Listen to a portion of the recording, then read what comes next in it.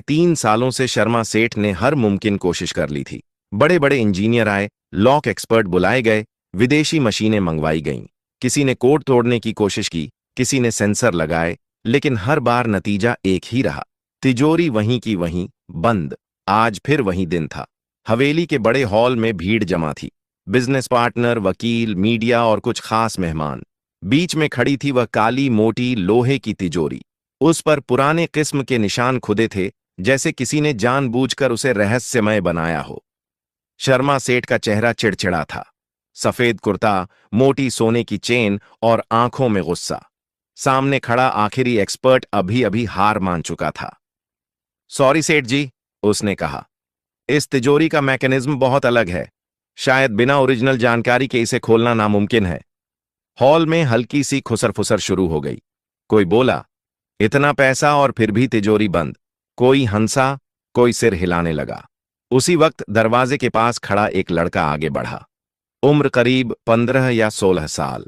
बदन पर फटा पुराना शर्ट, धूल से भरी पैंट और पैरों में घिसी हुई चप्पल। बाल बिखरे हुए, चेहरा दुबला, लेकिन आंखों में अजीब सा ठहराव।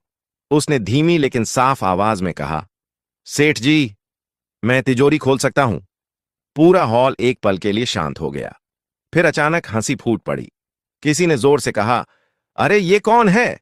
किसी ने कहा, बाहर से कोई बच्चा घुस आया है।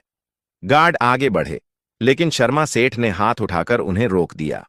उन्होंने लड़के को ऊपर से नीचे तक देखा, कपड़े, शक्ल, हालत, फिर व्यंग्य से मुस्कुराए। तू? सेठ ने कहा, यह तिजोरी इतने बड़े बड़े दिमाग नहीं खोल पाए, और तू खोल देगा? लड़के ने नजरें झुकाई नहीं। एक मौका दे दीजिए, अगर नहीं खुली तो मैं खुद चला जाऊंगा। भीड़ को मजा आने लगा। कैमरे फिर से उठ गए। नया तमाशा मिल गया था। शर्मा सेठ ने ठहाका लगाया और बोले, ठीक है, अगर तूने ये तिजोरी खोल दी। उन्होंने जानबूझकर रुककर सबकी तरफ देखा। तो मैं तुझे 10 करोड़ रुपए दूंगा। हॉल में शोर मच गया।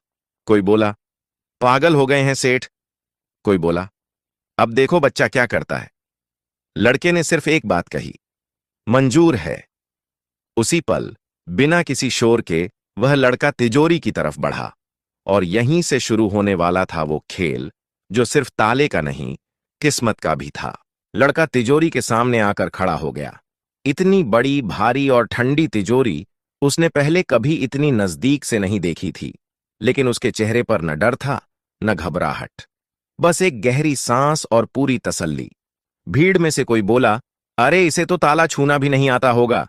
किसी ने हंसकर कहा, लगता है सेठ जी आज दान करने के मूड में